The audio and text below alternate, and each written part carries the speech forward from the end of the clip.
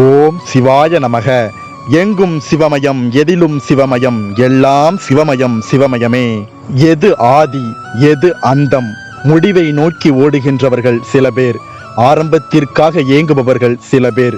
இந்த நொடியில் நம் வாழ்வு ஆரம்பமாகி விடாதா, நமக்கும் நல்ல காலம் பிறந்து விடாதா என்று ஒவ்வொரு நாளும் அந்த ஆண்டவனாகிய ஈசனின் கரம் பற்ற நாம் ஏங்குகின்றோம். இந்த பிறப்பு ஈசன் நமக்கு கொடுத்தது. பிறந்தோம், வளர்ந்தோம், வயதும் ஆகிவிட்டது.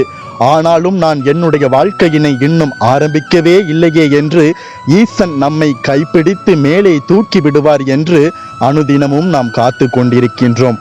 ஆனாலும் எது நம் வாழ்வை தொடங்க வைக்கும் என்றால் ஈசன் மீது கொண்ட அன்புதான். ஏதோ ஒரு வகையில் நாம் ஈசனை விட்டு விலகி சென்று விட்டோம். வாழ்வில் என்றோ பிறந்தோம், ஆனால் இன்று வரை நாம் ஈசனை நாடாமல் இருந்திருக்கின்றோம். சமீப காலங்களாகத்தான் ஈசனை தேடி நாம் நம் வாழ்வில் நகர்கின்றோம். எப்பொழுது நாம் ஈசனை தேடி நகரத் துவங்கினோமோ அப்பொழுதே நாம் நம் வாழ்வை தொடங்கிவிட்டோம் என்று அர்த்தம். அதுதான் நம் வாழ்வில் ஆதியாகின்றது. ஈசனை ஆதியும் நீயே, அந்தமும் நீயே, ஜோதியின் அருளாய் வந்து அருள் தருவாயே என்று மனதார போற்றுகின்றோம். ஏனென்றால் ஈசன் இந்த அகிலத்தின் முதலும் ஆவார். அவரே இந்த அகிலத்தின் முடிவும் ஆவார். அகிலத்திற்கு மட்டுமல்ல, நம் ஆன்மாவிற்கும் தான். எந்த ஆன்மாவிற்கு முக்தி கொடுத்து அதனை முடிவிற்கு கொண்டு வர வேண்டும், எந்த ஆன்மாவை மீண்டும் படைக்க வேண்டும் என்றெல்லாம் ஈசனே தீர்மானிக்கின்றார். நம்முடைய ஆன்மா முக்தி நிலை பெற்று ஈசனின் திருவடியில் இளைப்பாற வேண்டும் என்றால் நாம் ஈசனை பற்ற வேண்டும். நம்முடைய வாழ்வு தொடங்கிவிட்டது என்று நாம் நினைக்கின்ற நேரத்தில் சில வேளையில் முடிந்து போகின்றது. நம்முடைய வாழ்விற்கு இனி மோட்சமே கிடையாது, இத்தோடு நம் வாழ்க்கை முடிந்து போகின்றது என்று நாம் நினைக்கின்ற நேரத்தில் நமக்கு அதிர்ஷ்டம் கிடைத்து நம் வாழ்வானது தொடங்க துவங்குகின்றது. இது ஒன்றே நமக்கு அச்சர லட்சணமாய் விளக்கிவிடும். முடிவும் துவக்கமும் நம்முடைய கையில் இல்லை, அது நம் ஈசனின் கையில் இருக்கின்றது என்று. நாம் ஆரம்பிப்பது அனைத்தும் நம் வாழ்வின் ஆரம்பம் அல்ல. நாம் முடித்து வைக்கின்ற எதுவும் அன்றோடு முடிந்து போக போவதும் இல்லை. எதை எங்கு எதோடு தொடர்பு படுத்தி கொண்டு வர வேண்டும் என்பதை எல்லாம் நம் அப்பன் ஈசன் தெளிவாக நினைவில் வைத்திருப்பார். அதை அப்பொழுது அதோடு தொடர்பு படுத்தி நாம் முடிந்தது என்று நினைத்த சில செயலை மீண்டும் துலக்கி விடுகின்றார். நாம் ஆரம்பிக்கின்ற சில செயல்களை அன்றே முடித்தும் வைக்கின்றார்.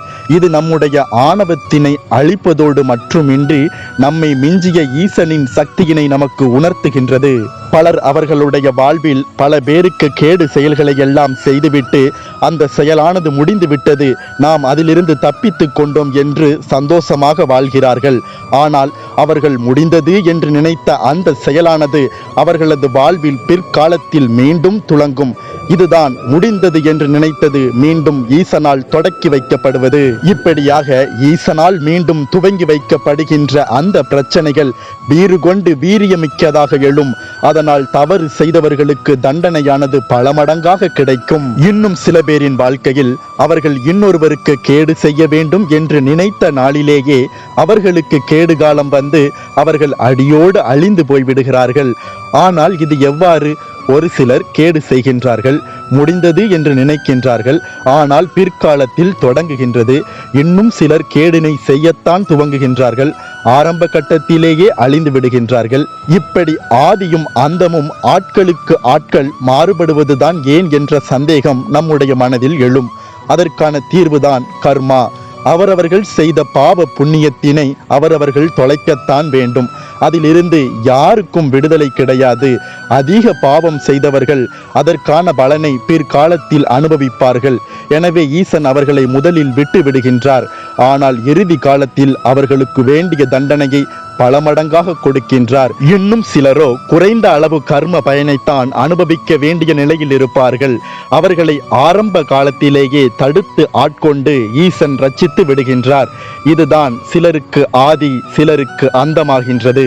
சிலரது அந்தம் சிலருக்கு ஆதியாகின்றது. இந்த அகிலத்தில் ஒவ்வொரு முடிவின் போதும் ஈசன் ஒன்றை புதியதாக துவங்குகின்றார்.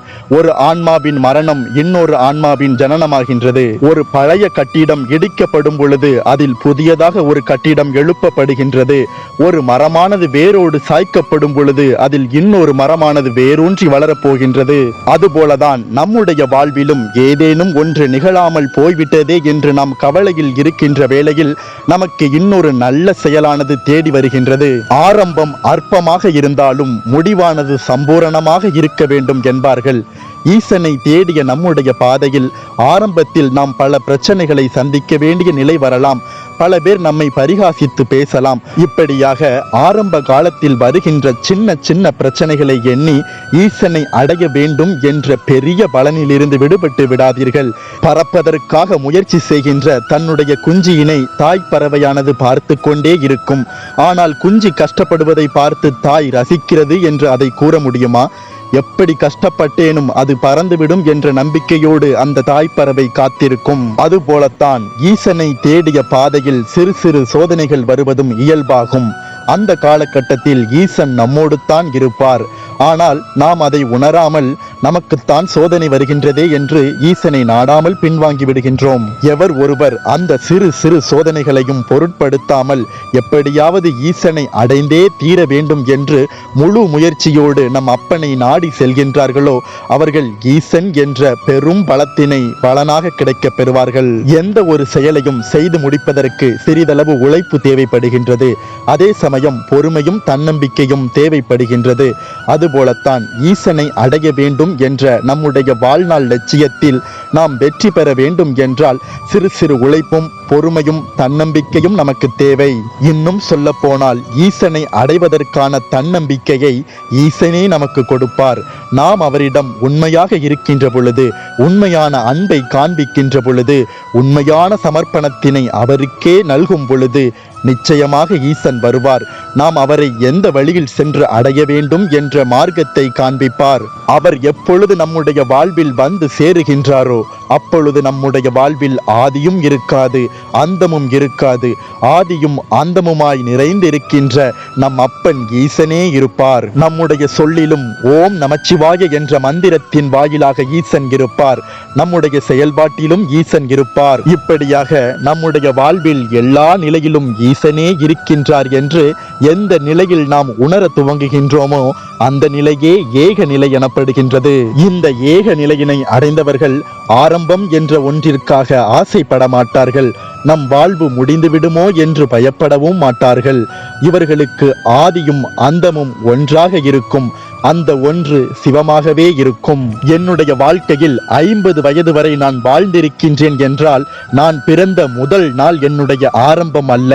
இந்த 50 வருடங்களில் 50வது வருடம் நான் என் அப்பன் ஈசனை வணங்கினேன் என்றால் அதுதான் என்னுடைய முதல் நாள். எந்த நொடியில் நான் ஈசனை வணங்க துவங்கினேனோ அந்த நொடியே என்னுடைய ஆரம்பம்.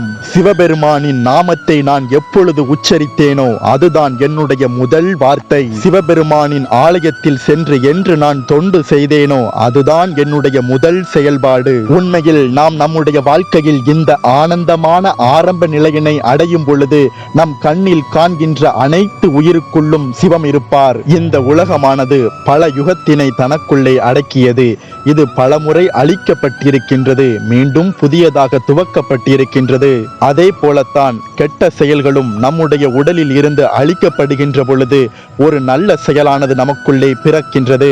ஒரு கெட்ட எண்ணமானது நம்மை விட்டு விலகும் பொழுது ஒரு நல்ல எண்ணமானது நமக்குள்ளே உதிக்கின்றது. இப்படியாக நமக்குள்ளே நல்ல சிந்தனையை தருகின்ற ஞானம்தான் சிவஞானமாகும். எனவே நீங்கள் இந்நாள் வரை உங்களுடைய வாழ்வினை ஆரம்பிக்கவில்லை என்றால் இன்றே ஆரம்பியுங்கள். வாழ்வை எப்படி ஆரம்பிக்க வேண்டும்? சிவத்தினை தேடுவதே வாழ்வின் ஆரம்பமாகும்.